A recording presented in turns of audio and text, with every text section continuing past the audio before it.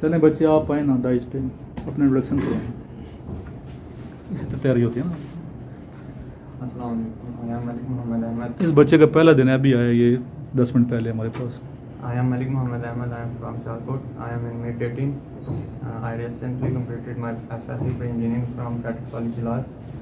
I got 440 marks in my first year, and my father is businessman. That's all from my side. Do you have any question? Why you want to join Pakistan Army? Because I believe on my skill. I believe on me because I want to join Pak Army. I have a childhood dream, and I think. Tell me something about Cadet College Las. Cadet College Las was built on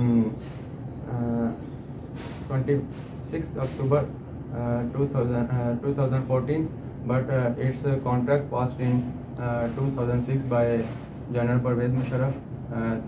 This college is Pakistan's. This college is Pakistan's biggest building overall all the cadet colleges, and my Biggest building yes sir. from all cadet colleges of Yes, sir. Pakistan. Okay. कितना है इसका रकबा, कितने हैं कितने? 1100 एकड़। अच्छा, ये तो बहुत ज़्यादा है। तो मिलिट्री का जेलम का इतना नहीं है, उसका मेरा ख्याल 240 एकड़ है। हसन से भी बड़ा है। क्योंकि मेरा हसनदाल मैंने टीचिंग की है ना, आर्मी से पहले वापडा में था मैं, कैडेट कॉलेज तरबेला में, उससे पहले हसनदाल कैडेट कॉलेज में था। वो तो इतने बड़े नहीं हैं। मिलिट्री का जेलम बहुत बड़ा है लेकिन वो इतना बड़ा नहीं है। 1100 एकड़ तो बहुत बड़ा है। अभी ये थोड़ा सिटी से चले हमारे नॉलेज में इजाफा हुआ है ये Yes, sir. कि कैडेट कॉलेज चिलास जो है सबसे बड़ा कैडेट रग्बी के लिहाज से पाकिस्तान के। ठीक है, बैठ जाए। Thank you, sir.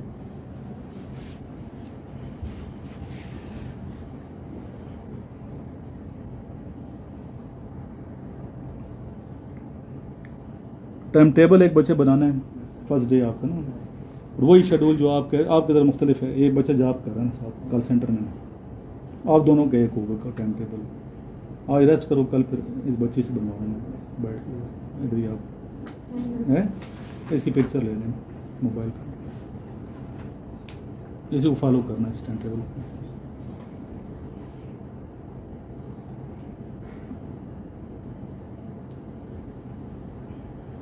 डेली मैं सुनता हूँ नोट्स, डेली का डेली काम होता है। जिस तरह यहाँ 250 भी डेली अभी आएंगे, तो बच्चे देखें मार खाते हैं, आप कैडेट कॉलेज की पढ़ी हुई हो इस चीज़ से। पब्लिक स्पीकिंग नहीं आती ना, कॉन्फिडेंस लेस कॉन्फिडेंस की वजह से बच्चे रह जाते हैं। एक ये वजह है कि इंग्लिश स्पोकन की वजह से रह जाते हैं। ये 2 वजूहत हैं, बाकी सारे पढ़ते हैं, तो सब कर रहे होते हैं। इंटरव्यू में वही बच्चा रहता है जो जिसमें कॉन्फिडेंस नहीं होता, वो हमने पॉलिश करना है आपको ना। ज़्यादा मेरा ये फोकस होता है कि आपको पब्लिक स्पीकिंग, डिस्कशन और इंग्लिश को इम्प्रूव करना है। अगर ये चीज़ें कर लेते हैं वैसे भी कामयाब है हमारी ज़िंदगी में। ज़रूरी नहीं कि आप आर्मी को ज्वाइन कर रहे हैं। Land of prophet is called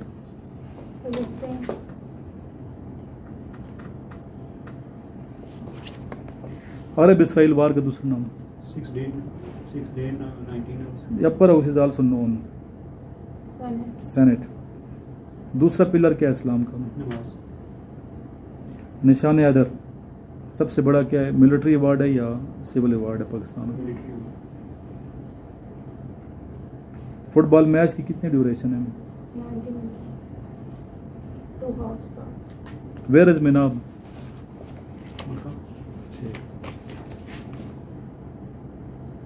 ये शहर है ना रावलपिंडी, लाहौर, कोयटा और कराची, पेशावर, इसमें एक शहर अलग है, वो है रावलपिंडी। क्यों? ये बादशाह कैपिटल है। ठीक है, बाकी सूबाई कैपिटल है। Gwadar is purchase from Oman 1960। Where was Sheikh Abdul Qadir Jilani buried? Baghdad. बी पाक दामन सलामुल्लाह अलैह का दरबार की तरफ। What is the origin of golf game? Scotland. बनी इसराइल में के पहले पैगंबर कौन है हज़रत याकूब और आखिरी? Hazrat Isa. ईसा अलैहिस्सलाम। मूसा अलैहिस्सलाम नहीं है। अच्छा, यहाँ इसको ठीक कर लें नोट्स में जिन बच्चों के पास हैं। Largest salt mine of Pakistan is, कैसे? नमक की सबसे बड़ी कान अरे वो हमारा खेवड़ा। खेवड़ा में। इस बच्चे को ना साथ लेके चलने आप, तलफ़ुज़ भी ठीक करना है इसको, इंग्लिश का ठीक है, और सुनना भी है एक दूसरे से। रूहुल कुद्स इज टाइटल ऑफ, रूहुल कुद्स इज द टाइटल ऑफ हजरत मूसा, हज़रत जिब्राइल इस्लाम या हज़रत इज़राइल इस्लाम। हज़रत जिब्राइल। ठीक है, कंफ्यूज करता हूँ वैसे मैं। अमेज़न रिवर की लेंथ कितनी है?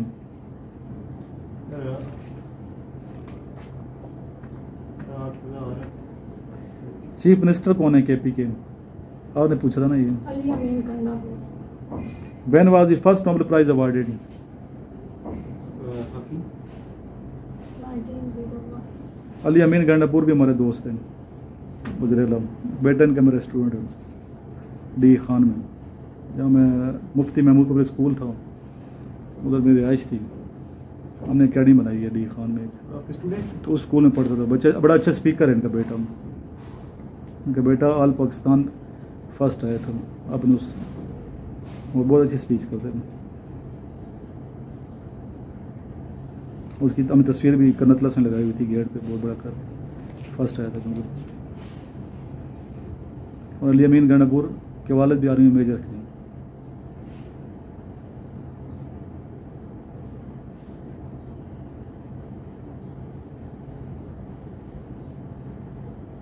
Title of Kalimullah?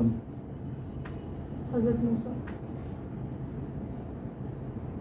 मेरा कोई सियासी पार्टियों से कोई ताल्लुक़ नहीं है। अच्छा, ये सुनने वाले नहीं है कि पीटीआई के है, मैं कोई पीटीआई का नहीं हूँ।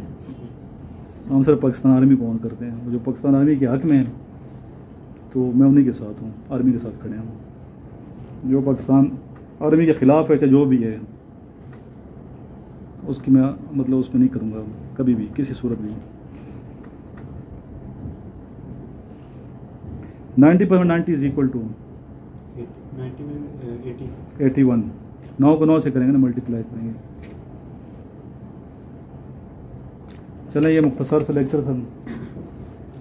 कोई क्वेश्चन है तो कर सकते। पहला क्वेश्चन करें आप, क्वेश्चन लाजमी करने हैं, मैंने कहा था आप। जनरल क्वेश्चन करें,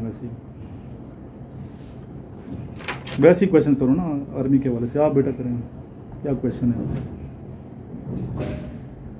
जैसे कि पीटीआई में अली अमीन गंडापुर है, वो तो अभी पीटीआई के हैं ना चीफ मिनिस्टर उधर, तो बाकी सारे सूबों में नून लीग की हुकूमत है, तो आप इस पर क्या कहना चाहेंगे कि उधर भी नून लीग की हुकूमत होनी चाहिए ताकि? नहीं, देखें, जमहूरियत तो वरना जमहूरियत एक तर्ज हुकूमत है कि जिसमें लोगों को गिना करते हैं ना, तोला नहीं करते।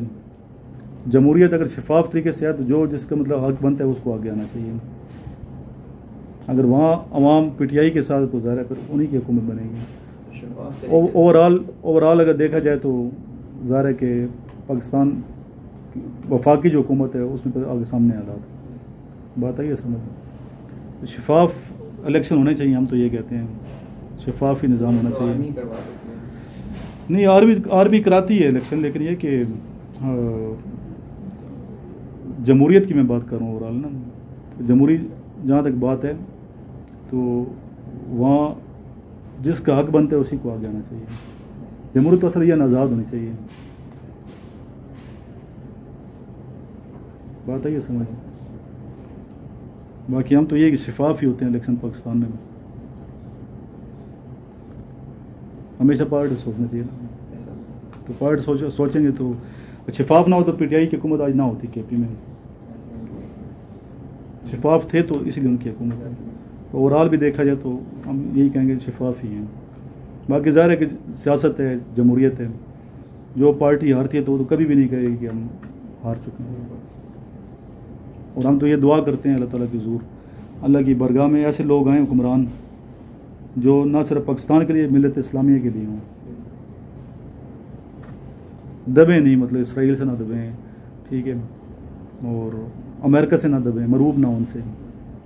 अमेरिका चाहे जितना भी हमारा अच्छा दोस्त हो, लेकिन है तो ईसाई ना, कुरान शरीफ में क्लियर है कि यहूद और नसारा आपके दोस्त नहीं हो सकते, ना यहूदी हमारे दोस्त हो सकते हैं, ना हमने तस्लीम किया इसराइल को और ना हमने तस्लीम करना है। हमारी तो ये पॉलिसी है पाकिस्तान की, इसराइल को हमें एक्सेप्ट नहीं करना, क़ायद-ए-आज़म ने खुद कहा एक्सेप्ट नहीं करना। ये पासपोर्ट के ऊपर लिखा है कि इसराइल के अलावा मतलब ये तमाम दुनिया में है। तो यहूदियों को जितने भी आपसे मुखलिस अच्छे नज़र आएँ तो वो तो दोस्त नहीं हो सकते। इस तरह अमेरिकन ईसाई हैं जो आप किसी सूरत भी डोनाल्ड ट्रंप पे ट्रस्ट नहीं कर सकते, ना मोदी पे ट्रस्ट कर सकते हैं। दुश्मन है ना, दुश्मन तो दुश्मन है, उसकी चालें होती हैं। बाज़ार हो सकते हैं कि आप अभी सही हो, ट्रस्ट सिर्फ अपने अल्लाह पे करें, अल्लाह की ज़ात पे, कुरान पे करें, रसूल की ज़ात पे करें। और पहले भी मैंने ये बात की है, कई जगह पे फोरम पे बात की है कि वाक़या करबला से हमें यही सबक मिलता है कि आइंदा भी दुनिया में यजीदियत आएगी और मुस्लिम उम्मा को उसी तरह कुर्बानियाँ देनी होंगी जिस तरह हज़रत इमाम हुसैन अलैहिस्सलाम ने और आपके साथियों ने दिए हैं। तो हम तो हक़ के साथ खड़े हैं, ठीक है। और जहाँ भी मुसलमान पस्ती के शिकार हैं तो हम तो उनके साथ खड़े हैं, चाहे फ़लस्तीनी मुसलमानों कश्मीर के जुल्म बर्बरियत है, चाहे मुसलमान ना भी हो तो जुल्म किसी भी नहीं करना चाहिए। अभी डोनाल्ड ट्रंप ने जो किया है, फैसला किया है, ईरान पर अटैक कर दिया, उसने अपने कानून की खिलाफ वर्जी की है, उसने अपने कानून की, अमेरिकन कानून की खिलाफ वर्जी की है। और उन कानून में ये नहीं है कि आप किसी सलमियत पर हमला कर रहे हैं, कानून के खिलाफ है ना, गैर कानूनी एक्शन लिए। और डोनाल्ड ट्रंप के अपनी पार्टी के लोग उसके खिलाफ खड़े हो गए हैं। तो ये किबर और ये गुरूर ये तो हमेशा नहीं रहता ना। ये तो नहीं कि मैं ही पूरे दुनिया का एक वो बन के रहूँ, ऐसा तो नहीं होता ना। ईरान के साथ ये तो इतना आसान तो नहीं है कि ईरान को शिकस्त देना, बड़ा मुल्क है और लंबी जंगें, वो उनका एक्सपीरियंस है लंबी जंगें लड़ने का, देर तक लड़ सकते हैं। ठीक है, मुसलमान आज कमज़ोर हैं, इत्तेफाक उनमें नहीं होना चाहिए, लेकिन चूँकि मईशत के हवाले से और फ़ौजी ख़ासतौर फ़ौजी हवाले से मुसलमानों ने वो तरक्की नहीं की। अभी मुसलमानों को एहसास होना चाहिए, अपने पॉलिसी ऐसी बनाएं कि अपने आप जोर दें। और ईसाइयों ने तरक्की की है, अमेरिकन के ईसाई हैं ना, इंग्लैंड ने तरक्की की है, तो मुसलमानों को भी तो इस तरफ आना चाहिए, अपने बका के लिए कर रहे हैं। एटम अगर बना रहे हैं तो अपनी बका के लिए कर रहे हैं, ये तो नहीं कि एटम बम बना के आप दुनिया को डरा रहे हैं। अभी अफगानिस्तान में देख लें, अफगानिस्तान में क्या हुआ है, शिकस्त किसकी हुई है, कितनी दुनिया जान की गैर मुस्लिम अफवाज आ गई अफगानिस्तान को तबाह करने के लिए, आखिर में मुंह की खानी पड़ी, चले नहीं गए। फतह तो मुसलमानों को ही है ना। तो ईरान कोई अफगानिस्तान तो है नहीं, और फिर पाकिस्तान ईरान नहीं है। तो जज्बा आज भी है अल्हम्दुलिल्लाह में है। आगे हालात ऐसे हैं कि तीसरी जंग तो वैसे होनी है, आलमी जंग, वर्ल्ड वार तो होनी है।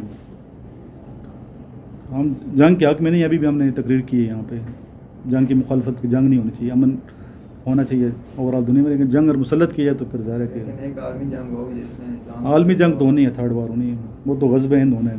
उसके लिए हमें तैयार होना चाहिए, अखलाकी लिहाज से, हर वाले से, फ़ौजी लिहाज से, तो हर टाइम तैयार रहना चाहिए। जज्बे बुलंद है, मुसलमान का जज्बा तो बुलंद है, चाहे ईरान का मुसलमान हो, चाहे पाकिस्तान को, दुनिया में जहाँ मुसलमान बसते हैं।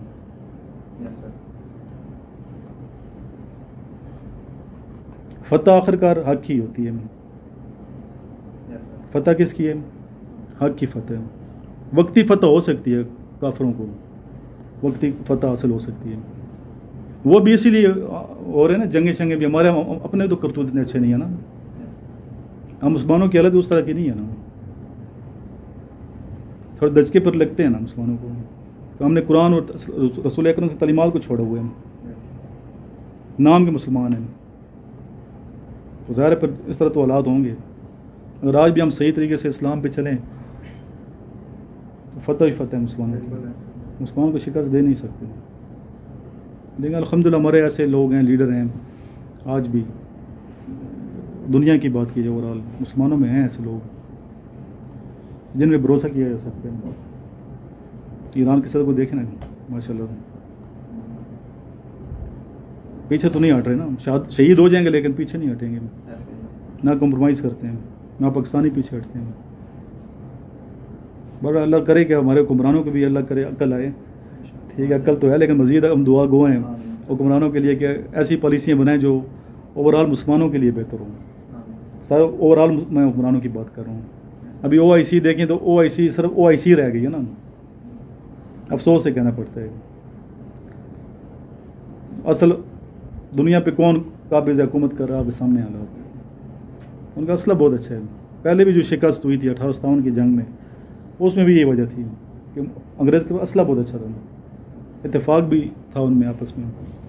हम इत्तेफाक एक नहीं है मुसलमानों में, लेकिन सोल्जर अच्छे हैं और असला भी उस तरह का नहीं है हमारे पास ना मुसलमानों के पास।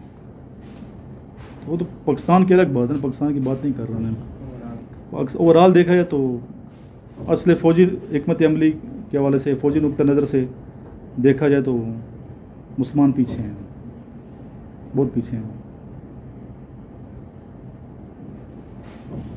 इत्तेफाक भी नहीं है,